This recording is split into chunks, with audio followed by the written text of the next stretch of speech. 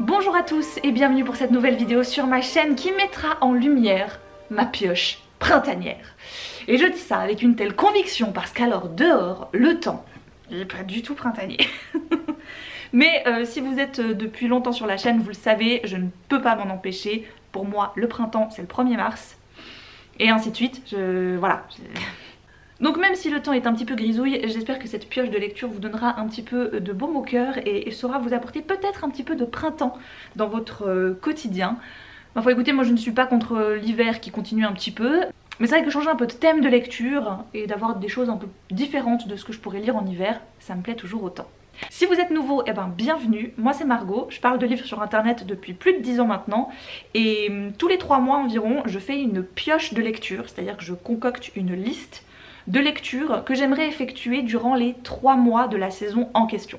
Donc là vous tombez sur la vidéo pioche de lecture printanière qui va techniquement couvrir mes lectures de mars, avril et mai. Je vais commencer par la plus grande des piles, celle où je me suis dit mais en fait tu peux pas mettre ça dans tes 3 mois, tu vas jamais réussir à tout lire, tu vois, c'est impossible. Mais en fait quand je revois un petit peu les piles que j'ai faites, je me dis non ça va.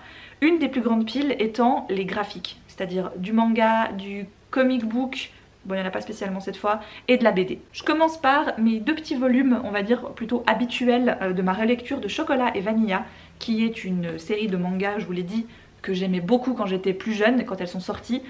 La série est en 8 tomes, elle est terminée et je me les suis tous repris là, et donc là j'aimerais bien lire le 3 et le 4 pour avancer. Sont sortis dernièrement et pourquoi pas, j'avoue que le format et le design sont assez sympas. J'ai pris les 2 premiers pour voir. Il s'agit de l'adaptation en manga BD de Mortal Instruments de Cassandra Clare, qui est une série de livres que j'ai beaucoup aimé, la première série en tout cas. Je demande à voir. L'année dernière, j'avais reçu de la part des éditions Achilleos une adaptation de la BD de Perséphone. L'année dernière, chez Hugo était paru Lore Olympus, l'adaptation en BD du webtoon du même nom, qui reprenait justement l'histoire d'amour entre Perséphone et Hadès. J'avais pas été spécialement convaincue, pourtant c'était des dessins et un webtoon que j'avais beaucoup vu passer et qui me faisait très envie. J'avais trouvé que adapter un webtoon dans un format classique papier BD, c'était pas si évident que ça. Il y avait des grandes pages où il se passait pas grand chose. Je trouvais que la place était mal utilisée dans une version papier, donc là on est vraiment plus sur un format bande dessinée un peu plus classique, un peu plus comics, et pourquoi pas. Évidemment, le dernier Margot Motin qui est paru en automne, bien sûr, mais que le truc s'appelle Le printemps suivant. Après la pluie, je ne peux pas le lire en automne. Regardez-moi cette couverture, c'est impossible que je le lise en automne. Donc je l'ai gardé précieusement pour ce printemps qui arrive.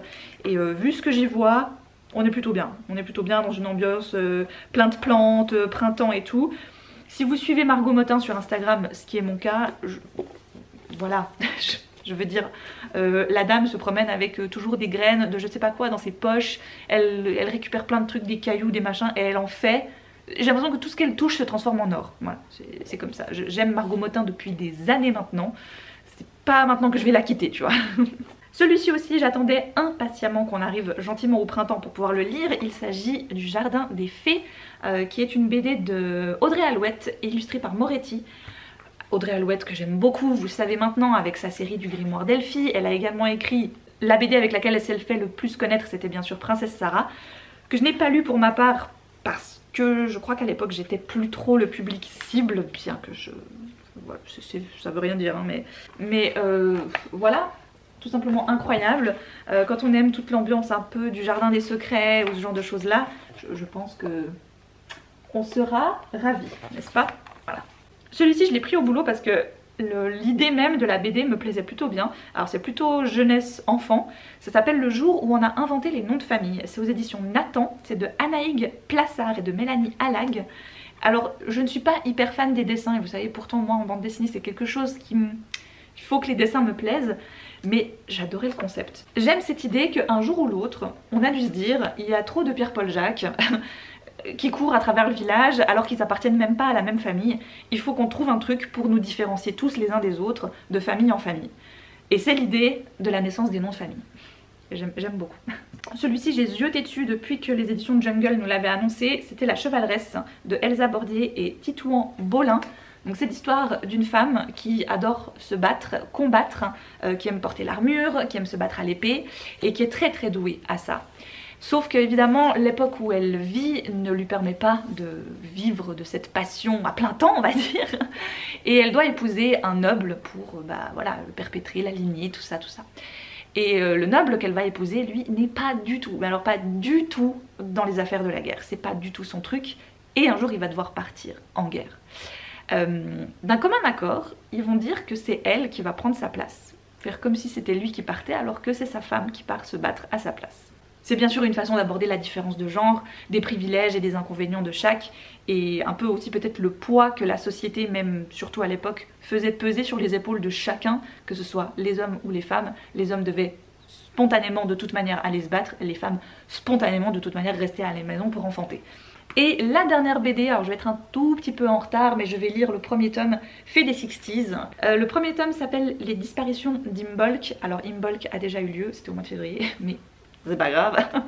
Tant pis, je trouve que cette ambiance, à la fois justement les années 60, à Londres, les Beatles, etc. et le mélange avec le monde féerique, j'ai trop hâte de savoir ce que ça va donner. Il va y avoir 4 volumes qui seront tous les 4 séparés les uns des autres, donc on pourra techniquement les lire dans le désordre. D'ailleurs je crois qu'ils sont même pas numérotés parce que c'est égal en fait par lequel on commence. Voilà, on va passer au roman. Le tome 2, Les saisons du chaos de El Cosimano, j'avais lu Les saisons de la tempête, le premier tome, que j'avais beaucoup aimé, où l'histoire racontait la personnification des saisons. On y rencontrait le printemps, l'été, l'automne et l'hiver, qui sont de véritables personnes et qui, par groupe de 4 plus ou moins, s'occupent à chaque fois d'une région du monde, là où les saisons changent. Comme les saisons changent pas toujours à la même période selon l'endroit où on est sur Terre, eh bien il fallait plusieurs groupes de saisons pour s'occuper de telle ou telle région. Et le but de ces saisons, c'est de, à chaque fois, se faire tuer par la saison prochaine. C'est-à-dire que l'hiver se fera tuer par le printemps, printemps se fera tuer par été, été se fera tuer par automne, automne se fera tuer par hiver. Et c'est le moment où l'un se met en chasse de l'autre qui va déterminer à quel moment il y a la passation de saison, à quel moment on passe de l'automne à l'hiver, etc. Donc il y avait tout un truc qui s'était mis en place dans le premier tome, les personnifications des saisons qui n'étaient plus forcément d'accord de la façon dont ils étaient traités, notamment par le dieu Chronos, qui en quelque sorte gère un petit peu comme il peut ces saisons-là avec d'autres déités du temps et des saisons. Et les saisons se sont un peu rebellées. Voilà, parce qu'en gros l'hiver c'est amouraché du printemps, ça a foutu le bordel. Enfin, voilà. Et donc là, c'est la suite. Petite pile plutôt thriller, polar, fantastique. J'ai reçu de la part des éditions Scrineo, qui est une maison d'édition que j'aime beaucoup, Le mal de mer de Rawiya Haroum. Pardon si j'ai écorché le nom. Quand j'ai lu le résumé, ça m'a fait tout de suite penser à une histoire d'un fait divers que j'avais déjà entendu, que j'avais déjà suivi. C'était celui de Claudine Blanchard et de Gypsy Rose. Et en effet, c'est de ça dont s'est inspirée l'autrice pour écrire son histoire.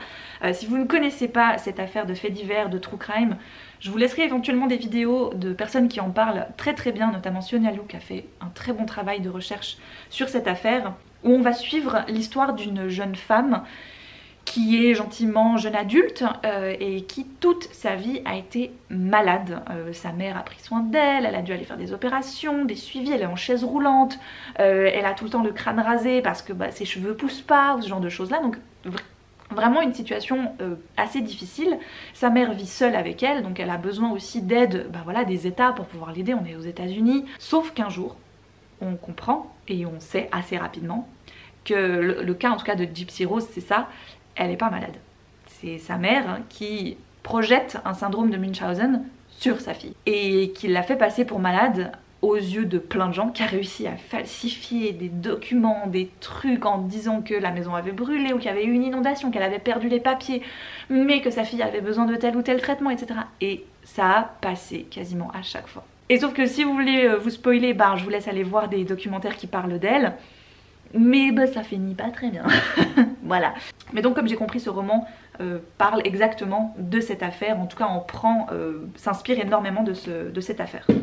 Pour les autres, là je sais plus trop de quoi ça parle, mais je les ai mis parce que pourquoi pas. J'avais trouvé L'essence du mal de Luca d'Andrea à Emmaüs, et je me souviens que ma collègue de littérature de l'époque avait beaucoup aimé le Luca d'Andrea, donc je l'ai vu pour 2 balles, je l'ai pris. Je continue dans la trilogie de Tessa Leoni avec Famille Parfaite de Lisa Garner, qui est donc le volume 2 des affaires de Tessa Leoni. J'ai déjà lu le 1 et le 3. Ouais, si vous savez, vous savez. On se pose même pas de questions. Et l'autre jour à Emmaüs, il y avait des Agatha Christie, donc j'en ai pris un. C'est les 5 petits cochons, que j'ai jamais lu. Donc j'ai même pas lu, je crois, le résumé. J'ai juste regardé que c'était un Hercule Poirot, et après, c'est tout. Et je continue dans la saga des Blackwater avec le tome 3, La Maison. Hop là. Ensuite, j'ai mis tout ce qui était plutôt un peu récit de vie, etc. Histoire de famille ou ce genre de trucs. Trouvé à Emmaüs. Alors j'étais assez étonnée parce que je ne savais pas du tout qu'il écrivait ce genre de roman là. Je pensais qu'il faisait uniquement des livres sur le petit peuple, le monde féerique, tout ça, mais on en découvre tous les jours. Hein. J'ai trouvé ce Édouard Brazet, Les Lavandières de Brocéliande. Édouard Brazet est très connu pour justement tout ce qui touche à la féerie, au monde celte, les anciennes croyances et tout ça. J'ai plusieurs encyclopédies féeriques de lui, mais c'est vrai que j'ai jamais testé sa plume ailleurs que dans un type plutôt encyclopédie. J'avais reçu de la part des éditions Hurlevent Le Cœur Singulier de Millie Davis. Regardez-moi de belles briques. Alors là aussi, je sais plus, ça s'appelle Miss Jane de Brad Watson, mais c'est l'histoire peu singulière d'une petite fille qui naît dans les années 1915 dans le Mississippi, et on va suivre son histoire. Moi j'aime bien ce genre de... J'aime bien, voilà, je ne sais plus. Qui dit nouvelle saison dit nouveau tome de Anne. Donc le tome 5, Anne et sa maison de rêve de Lucy Maud Montgomery. Je vais, comme d'habitude, attendre mes vacances pour pouvoir le lire. C'est ma petite tradition. Toutes mes vacances, je lis un tome de Anne. Et puis bah, celui-ci, j'aimerais vraiment pouvoir le lire parce que je crois qu'il sort en poche là où il est déjà sorti. C'est Un jardin de mensonges de Suzanne Fletcher. Et Suzanne Fletcher, c'est l'autrice notamment de La fille de l'Irlandais et surtout de Un bûcher sous la neige, que j'ai plus qu'adoré et que je vous ai plus que conseillé de lire. On est en 1914 et une jeune femme cherche un travail. Elle va se faire engager dans une grande maison bourgeoise anglaise. La personne qui vit dans cette maison est atteinte de la maladie des os de verre. Et sauf qu'il y a une ambiance bizarre qui plane au-dessus de cette maison parce qu'on voit jamais le propriétaire des lieux. Les femmes de chambre en ont une peur bleue et bizarrement les fleurs et les plantes dans cette maison ne font que faner en quelques heures à peine. Donc, mystère, mystère. The Kiss Quotient de Helen Hoang chez Hugo Roman. Complètement à cause de Pauline de Bookin parce qu'elle l'avait beaucoup aimé, elle en avait fait plein d'éloges. Je ne sais plus. Je crois que c'est un truc entre deux collègues ou deux mathématiciens ou... En plus c'est pas du tout mon domaine. Mais bon bref c'est pas grave. Et pourquoi pas. Je crois que... Ah c'était ça. La jeune femme est affectée du syndrome d'Asperger. Ça m'intéressait assez de savoir comment le syndrome était traité et je crois que Pauline qui travaille quand même dans des instituts spécialisés connaît quand même assez bien ce genre de domaine. Elle avait dit que le personnage était bien décrit et bien construit par rapport à ce syndrome. Je lui ai fait confiance. J'ai pris, parce qu'ils les ont ressortis là dernièrement chez Nathan, ils les ont remis en vente, c'est le Alice Oseman Silence Radio. J'ai pris L'année solitaire aussi, mais que je garderai pour plus tard. Alice Oseman, je ne l'ai jamais lu dans ses romans, j'ai lu Heartstopper, que j'ai beaucoup aimé, donc pourquoi pas. Je sais que beaucoup de gens en disent du bien, donc je vais la lire dans quelque chose de roman plus que BD pour une fois. Sont arrivés dernièrement dans ma pioche de lecture Là où les arbres rencontrent les étoiles de Glendy Vandera. Je n'ai pas du tout entendu parler mais ça me faisait envie. Le résumé a l'air assez chouette, il avait plutôt des bonnes notes sur Livre Addict quand j'ai été voir. Donc c'est l'histoire d'une femme qui vit reculée dans la forêt, parmi les arbres et tout, donc déjà ça tu vois, ça me parle, genre c'est ma maison. Et un jour elle va rencontrer une jeune fille qui lui dit qu'elle vient des étoiles. Donc au début elle la prend un peu sous son aile en disant bon on va vite retrouver ta famille, tout ça. Mais plus le temps passe avec cette petite fille et plus elle se rend compte que peut-être elle raconte pas tant des conneries que ça tu vois. Alors celui-là je pense que si on me l'a pas conseillé 1500 fois, si je l'ai pas vu 3 millions de fois sur les réseaux sociaux et que finalement j'ai fini par craquer, voilà. C'est Les 7 maris d'Evelyn Hugo chez Hauteville de Taylor Jenkins Reid. J'ai jamais lu cet auteur, cette autrice, mais j'en ai entendu que du bien, que ce soit de tous ces textes quoi. Donc je me suis penchée sur celui-là parce que c'est de celui-là dont j'avais le plus entendu parler et comme quoi il était absolument incroyable. Donc voilà, moi l'histoire d'une vieille dame qui un beau jour se décide à raconter toute sa vie tu vois, et en passant par absolument toutes les personnes avec qui elle était, ça me parle. Histoire d'ambition, d'amitié et d'amour défendu. Celui-ci, je sais plus. Je sais que je l'ai trouvé en seconde main, mais je sais plus pourquoi je l'ai pris. Je crois qu'on me l'avait conseillé. J'ai jamais lu Marie Calter. Il s'agit de Sarah, le premier tome, la Bible au féminin. Alors je suis pas du tout versée là-dedans. Pour moi d'ailleurs la Bible c'est totalement inconnu. Je ne suis pas baptisée, je n'ai pas fait de cours de catéchisme. J'ai rarement foutu les pieds dans une église quoi, si tu vois ce que je veux dire. Mais je suis assez curieuse parce que je me pose beaucoup de questions sur la représentation des femmes et la présence des femmes, surtout à l'époque. Donc on verra, on verra. Je suis pas 100% convaincue, mais je l'ai. Alors celui-là, si je le lis pas cette année, je pense que je le lirai jamais. Je pense qu'on me l'avait offert en plus, j'ai pas souvenir de l'avoir acheté moi. C'est L'amant de Lady Chatterley de D.H. Lawrence, qui est un peu the classique absolument incroyable, sensuel et beau et romantique. En plus il y a une nouvelle adaptation qui est sortie là sur Netflix. D'un côté j'ai bien envie, et en même temps je me dis, il y a le film. Non mais c'est mal ce que je dis, c'est pas bien. Mais ça a toujours été un texte qui m'a intriguée, que j'étais un peu déçue en quelque sorte qu'on n'ait pas étudié en cours de littérature quand j'ai fait des cours de littérature. Et pourquoi pas. Mais vraiment je pense, je me dis que si je le lis pas cette année, c'est que définitivement, en fait, voilà, parce que ça va faire 5 ans que je l'ai dans ma pioche de lecture et j'ai toujours pas lu. Donc à un moment donné, tu vois, si tu vas plus volontiers vers d'autres livres que certains, c'est que peut-être c'est un rendez-vous manqué et c'est pas grave. Celui-ci par contre je me réjouis parce que c'est le dernier tome de la série Le poids des secrets de Aki Shimazaki, tome 5 Otaru. Donc c'est une autrice japonaise qui vit aujourd'hui plus au Japon, elle est au Canada, elle est à Montréal. C'est noté derrière le livre, tout va bien. Mais qui écrit beaucoup sur son pays, qui est le Japon. Et elle a sorti plusieurs, je crois qu'il y en a 2 ou 3, de ces petites séries de très courts romans qui ont un certain thème, on va dire, qui les relie entre eux, mais les histoires en tant que telles ne sont pas reliées les unes aux autres, ou de très loin. Je crois qu'entre la 1 et la 2, si mes souvenirs sont bons, il y avait un truc qui collait, qui faisait que tu avais un petit lien. Mais peut-être que je me trompe, hein, parce que c'était il y a très longtemps. Mais quoi qu'il en soit, c'est le dernier tome qui me reste à lire de cette saga. J'ai pris Chinook de Pete Fromm, parce que Pete Fromm, voilà, c'est un auteur que j'aime beaucoup. Et j'avais pas vu passer celui-ci, je n'en avais pas entendu parler. Et quand je l'ai vu dans les totems de chez Gallmeister, je dis mais je l'ai pas celui-là, qu'est-ce qui se passe? Il faut que je le prenne, il faut que je l'achète. Et oh, comme pour fêter presque l'arrivée du printemps, un petit rayon de soleil arrive, c'est beau. Le Chinook c'est un vent qu'on a là-haut et qui vient des montagnes. Ils disent qu'il ne souffle qu'en hiver. On peut alors facilement passer de moins 25 à 10 degrés ou 15 au-dessus de zéro. Il fait fondre toute la neige, les routes sont complètement inondées, mais quand il a fini de souffler, les vieilles températures reviennent et tout recommence à geler. Quand même, les gens l'adorent, c'est comme un souffle d'été au milieu de l'hiver. Dans ses nouvelles, empreintes d'amour, de solitude et de fidélité, Pete Fromm montre comme personne combien des gens ordinaires sont dans leur fragilité bien plus grands qu'il n'y paraît. J'aurais pu le mettre dans la pioche de lecture hivernale, mais je pense que ce qui m'a fait le mettre au printemps, c'est le fait que ce fameux vent chaud Chinook donne comme une sorte de regain d'été, estival, printanier à travers l'hiver. Et peut-être que c'est un peu ça que j'ai voulu. Il faudrait que je le lise assez vite, en fait, je me rends compte. Oui, alors si vous ne le saviez pas encore parce que vous venez d'arriver, moi je suis un petit peu psychorigide sur mes lectures. J'aime bien quand ça match avec la saison. Mais comme je ne peux pas trop savoir à l'avance, pour certains c'est évident mais pour d'autres non, plus ou moins quand est-ce que ça va se situer, à quelle période ou quand dans l'année, ben des fois je fais des mauvais choix. Ça arrive, voilà. Pour certains je laisse couler et je continue ma lecture malgré le fait que ça fasse pas partie de la bonne saison.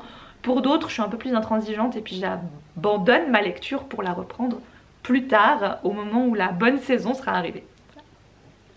Ça peut paraître un peu étrange, mais moi ça me va. Ça fait des années que je suis comme ça et que je fonctionne comme ça. Et c'est pas maintenant qu'on va changer, hein, je pense, on est d'accord. Je suis plutôt étonnée parce que je pensais vraiment que j'aurais plus de livres que ça. Donc je suis contente parce que pour une fois je me dis que c'est pas impossible. Très régulièrement je n'arrive pas à terminer ma sélection. J'arrive pas à tout lire et ça me dérange pas vraiment parce que j'aime bien avoir le choix dans ce mini choix. Vous voyez ce que je veux dire? Et de ne pas tout terminer, de ne pas réussir à tout lire ou même d'abandonner des livres, d'en donner d'autres plus loin. Ben, en fait ça me procure la même chose que si je les avais terminés, j'ai l'impression, pour certains. Parce que je sais juste que on n'était pas fait l'un pour l'autre et c'est pas grave. Et que d'autres, s'ils doivent attendre 1 an pour être lus, c'est pas grave non plus. C'est que C'était comme ça. Je dis pas que c'était écrit, mais c'était comme ça. Voilà pour cette pioche de lecture printanière qui est plus la pioche de lecture de transition. C'est généralement la pioche dans laquelle je vais mettre tous les livres que je sais pas trop où je pourrais les mettre d'autres. Voilà, parce que en été, je pense que le thème estival est quand même assez bien présent et présenté dans les bouquins. L'automne pareil, l'hiver pareil, Noël je vous en parle même pas. Mais pour ce qui est du printemps, je trouve que c'est une saison qui est pourtant tellement agréable, qui est un peu timide mais que j'aime vraiment beaucoup parce que c'est la renaissance, etc. Et en même temps, je trouve pas que ça court les rues dans les bouquins quoi. Voilà. Ça doit pas être une saison qui est très, très vendeuse peut-être dans les livres, je ne sais pas. Et je terminerai cette vidéo, vu qu'on parle de pioche de lecture du printemps, de livres du printemps, pour vous montrer et vous présenter le livre Mon printemps cosy de Caro from Woodland, Caroline Millet, qui l'a évidemment, encore une fois, elle-même écrit et illustré. Si vous ne connaissez pas encore Caro from Woodland, je vous laisse son site internet, son compte Instagram dans la barre d'infos. À chaque réception, à chaque présentation de ses livres, de ses illustrations, de ses marque-pages, de ses mugs, etc. je vous parle d'elle parce que Caro et moi ça a été une très belle rencontre et ça l'est encore sur internet. Et pour toutes les saisons, elle a décidé de sortir un livre de son jus, de son cru à elle, de ce que représente la saison pour elle, des petites choses qu'elle aime mettre en place, faire. Je vous parlais il n'y a pas très longtemps des petites touches de romantisme qu'on peut mettre dans sa vie. Je pense qu'avec ces livres, Caro arrive typiquement à transmettre ça, à nous dire ben voilà, moi, en automne, en hiver, au printemps, je fais ça. Pas de panique, il y aura l'été, mais pas tout de suite. L'été 2024, je pense qu'on aura le droit à mon été cosy. Si vous fait envie, si vous avez envie de le découvrir, il est en vente le 12 mars sur sa boutique en ligne. Allez checker ça et son compte et ses réseaux, elle donne toutes les informations utiles et nécessaires. Encore une fois, bravo Caro. Je l'ai juste feuilleté pour l'instant, mais ces couleurs. Non mais regardez ça. Non mais regardez ça. Ça hurle le printemps, c'est trop beau, j'adore. C'est beaucoup trop mignon. Bref, je m'arrête là, mais j'avais envie de le présenter vu que ça tombait un peu sous le sens pour cette pioche de lecture du printemps. Cette fois j'ai vraiment terminé, je vous laisse. Toutes les informations dont vous aurez besoin se trouvent évidemment en barre d'infos. Je ne me suis pas amusée à lister à chaque fois tous les titres les uns sous les autres. Je vous ai simplement mis le lien de ma pioche de lecture, de la liste de lecture qui est disponible sur Livre Addict. Voilà, comme ça vous le retrouvez directement, vous avez tous les titres les uns sous les autres à cet endroit-là. Si vous vous souvenez plus du résumé ou alors si je ne l'ai pas mentionné dans la vidéo, bah vous pouvez tout simplement cliquer sur le livre et ça vous amènera vers le résumé. C'est magique. Je vous embrasse très fort, je vous souhaite de merveilleuses lectures et je vous dis à une toute prochaine.